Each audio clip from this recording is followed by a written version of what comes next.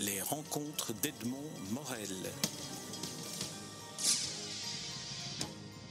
Léo Beckman, je suis très heureux de vous rencontrer à l'occasion de la publication d'une réédition du roman, de la nouvelle de Jacques de Decker, Suzanne à la pomme, illustrée par Maja Polakova, une nouvelle édition qui est inscrite sous le nom de Nésus, les éditions que vous avez créées. Alors elle s'écrit, pour ceux qui nous écoutent, N-E, parenthèse Z-U-S. D'où vient ce nom?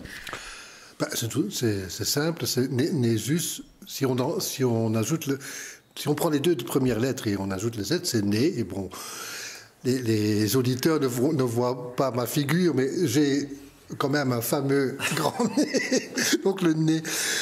Et alors, si on y ajoute le US, et on enlève le Z, alors c'est neus, alors c'est né en flamand, donc en néerlandais. Voilà, et comme je suis d'origine flamande et ma langue maternelle est néerlandais, et voilà, bon, l'idée aussi, c'est de, quand même, même dans l'avenir, de trouver des liens entre la communauté néerlandophone, la communauté francophone, et voilà, travailler dans ce sens-là.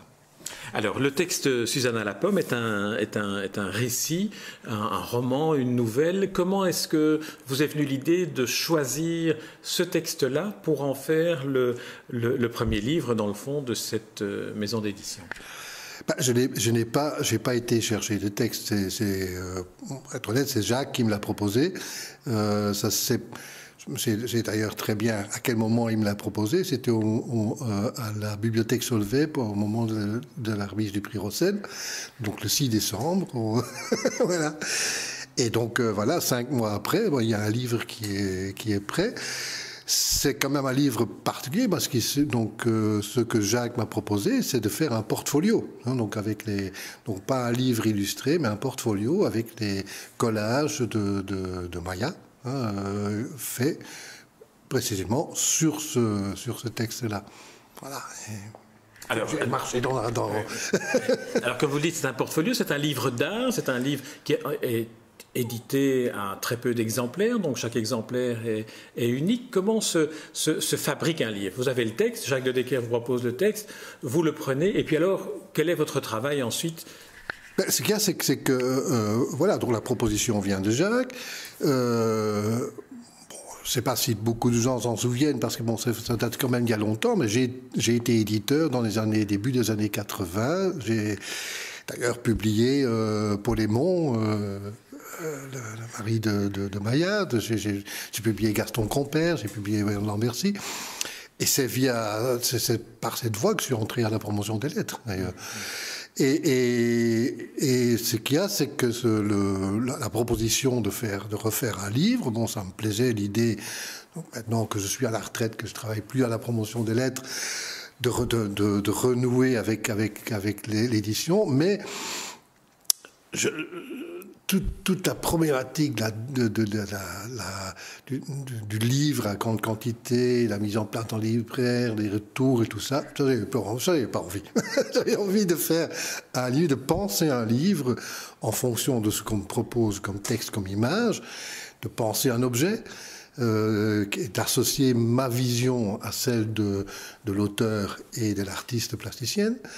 Mais voilà, d'en faire un objet de livre d'artiste, pas de livre d'art, mais un livre d'artiste, et de faire ça un tirage limité, d'associer à ça un nombre de gens.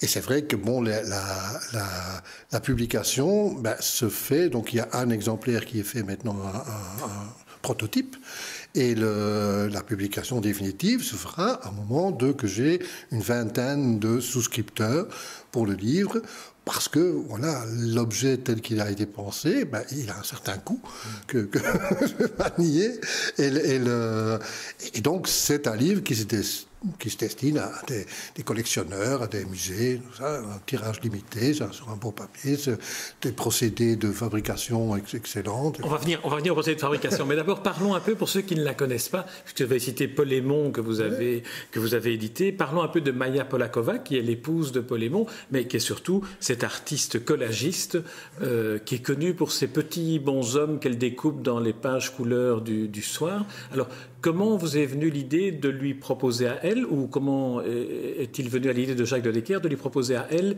d'illustrer, de créer les 11 collages originaux? Mais c'est Jacques de Decker qui a proposé. En fait, non, qui n'a pas proposé à Maya. Il a quelque part provoqué Maya en disant, mais en connaissant aussi son travail de collagiste, je ne vois pas comment Maya, comment tu pourrais illustrer ou mettre en image cette histoire de Suzanne à la pomme. Et bon, Maya, ça l'a piqué au vif, dit, je trouve quelque chose.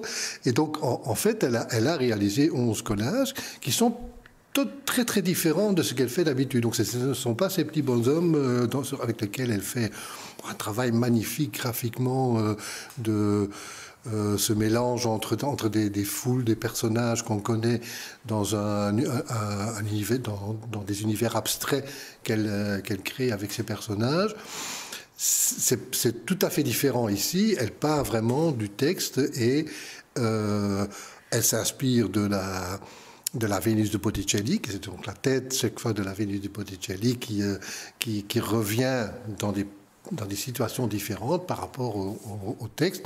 Moi, j'ai sorti du livre certaines phrases que j'imprime sur les calques qui viennent protéger les œuvres et qui sont des phrases relevées qui viennent à des endroits différents et qui relèvent aussi un petit peu du texte ou qui situent l'illustration de Maya par rapport au texte. Voilà. Alors vous avez fait tout ce travail d'artisan que l'on découvre bien dans ce livre, notamment en vous interrogeant sur le mot pomme et en allant chercher du bois de pommier pour l'intégrer dans la boîte ou dans le papier ou dans la couverture. Comment c'est un vrai travail d'artisan éditeur. Comme j'ai dit là, tout à l'heure, ce que j'avais envie, c'était de penser un livre. Je dis ce Suzanne à la pomme, c'est pas. J'avais envie de.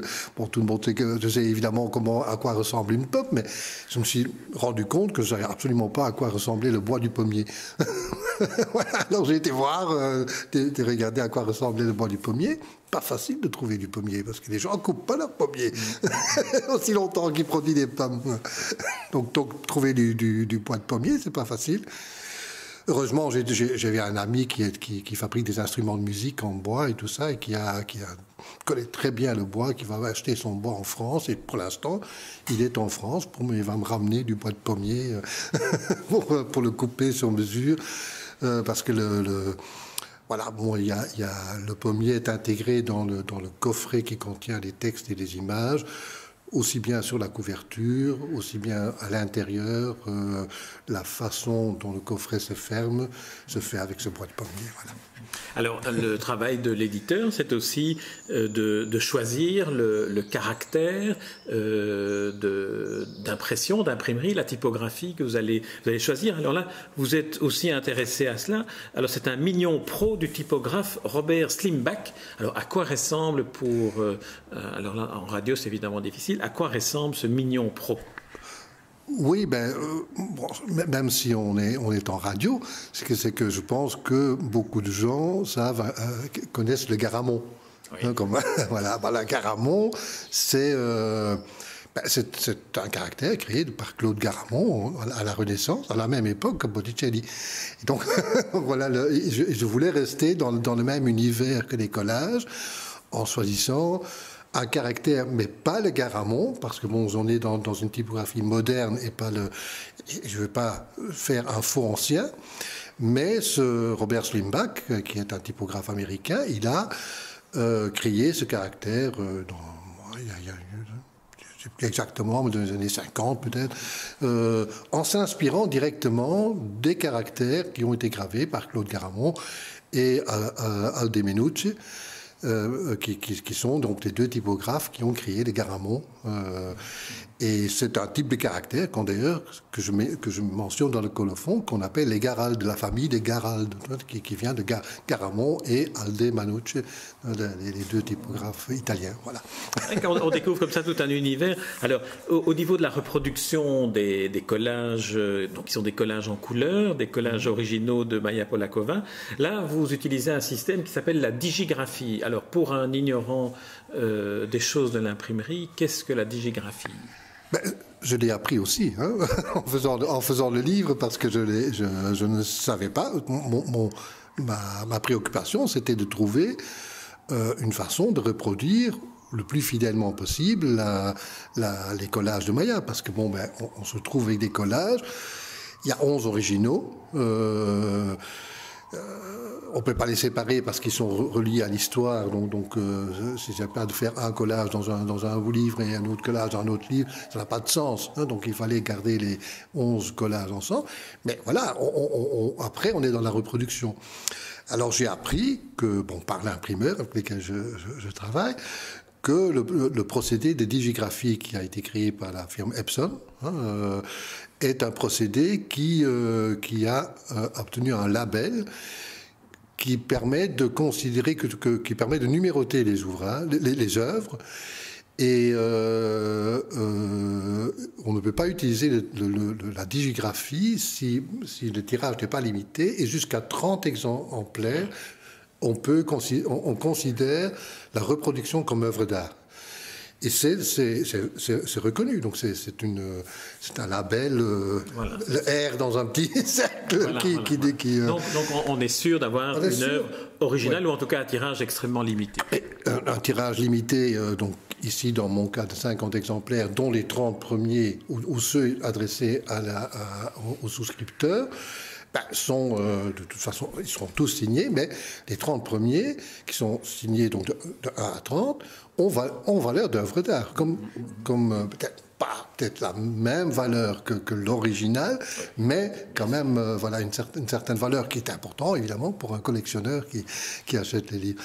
Et la digigraphie, en fait, c'est le procédé du jet d'encre, mais avec des colorants spéciaux, il y a 11 couleurs de base qui sont mélangées, alors que dans une imprimante jet d'encre, vous avez 4 cartouches, donc c'est pas du tout le jet d'encre qu'on peut obtenir avec son imprimante à la maison. Alors très bien. Alors le dernier aspect de ce travail que j'aimerais évoquer avec vous, c'est le choix de l'imprimeur, qui est essentiel. Alors racontez-nous qui est cet imprimeur Cultura à Weterhun. Et là, on rejoint peut-être le côté que vous souhaitiez, que vous soulignez, la Flandre et la Belgique francophone. L'idée n'était pas de vouloir à tout prix trouver un imprimeur en Flandre. Hein. J'aurais pu être un imprimeur en Wallonie ou à Bruxelles, ce n'est pas ça. C'est que en cherchant un imprimeur, je suis tombé sur cette firme Cultura, qui en fait, et j'ai appris que c'est un imprimeur qui existe depuis 4 générations, qui a commencé en 1889 ou quelque chose comme ça, donc, et qui était l'éditeur et le premier imprimeur de Guido Gezelle. Alors bon, je me dis, c'est quelque chose. Et l'histoire de cette imprimerie est un roman en soi. C'est extraordinaire. C'est l'histoire d'un entrepreneur fabuleux qui va publier Guido Gezelle, qui va travailler avec les jésuites et tout ça pour publier les ouvrages. Il va tout perdre dans la Première Guerre mondiale, hein, parce que les Allemands vont confisquer ses presses et tout ça, ses caractères pour faire des canons, sans doute. Et il va se relancer après la Première Guerre mondiale avec l'aide des jésuites, des bollandistes, hein, et qui vont lui commander d'imprimer en grande quantité des Bibles pour le Congo. Et c'est comme ça qu'il va se relancer. Et alors, il va céder son entreprise. Et il va imprimer aussi en plusieurs langues orientales, en cyrillique, en copte, en hébreu, en grec. Donc il va avoir des polices extraordinaires. Et dans les années 30, son imprimerie est connue dans le monde entier. Dans le monde entier, son imprimerie est connue. Et voilà. là, bon, il y a son fils qui a repris, après c'est son petit-fils qui a continué, et aujourd'hui, c'est donc l'arrière-petit-fils qui est toujours là, que je rencontre maintenant. On discute, on travaille sur le livre. C'est Jan de Meester. Voilà. Voilà. Très bien. Eh bien alors, Léo Beckman, le livre sera présenté à la Witokiana le 21 avril. Et ensuite, il reste à réunir des souscripteurs pour que vous puissiez lancer la suite de cette aventure. Voilà. Mais voilà, en fait, jusqu'à présent, c'est l'aventure de créer le livre. Maintenant, c'est l'aventure de trouver des acquéreurs. C'est une autre aventure. Et alors, parlons argent. Alors, quel est le montant qu'il faut réunir le livre qui mentionne donc les souscripteurs dans une tabula gratulatoria, donc les 24 souscripteurs sont mentionnés dans le livre. Bon, celui-là il est vendu à 495 € en souscription. Les 25 autres exemplaires qui sont non nominatifs sont en souscription à 450 et après ils seront à 550 et alors quand il n'y en aura plus, il n'y en aura plus. Il n'y aura pas d'autres tirages. Donc ceux qui auront acheté, voilà. Et les premiers inscripteurs auront les meilleures places. Voilà. Bon, l'appel est lancé. Merci Léo Beckman. Et alors je rappelle que c'est le livre d'artiste Suzanne à la pomme. On peut donc dire qu'il est co-signé par Jacques de Decker pour le texte, par Maya Polakova pour les collages originaux, 11 collages originaux qui l'illustrent. Et puis on peut dire aussi qu'il est signé par Léo Beckman, puisque c'est quand même un travail d'artiste aussi du point de vue de l'éditeur. Il y a une petite note d'éditeur à la fin qui est de moi. Très bien. Léo Beckman, je vous remercie pour cet entretien. Et puis on va se plonger dans la redécouverte de ce livre, Suzanne à la pomme. Quelle une belle histoire. Merci beaucoup. Les rencontres d'Edmond Morel.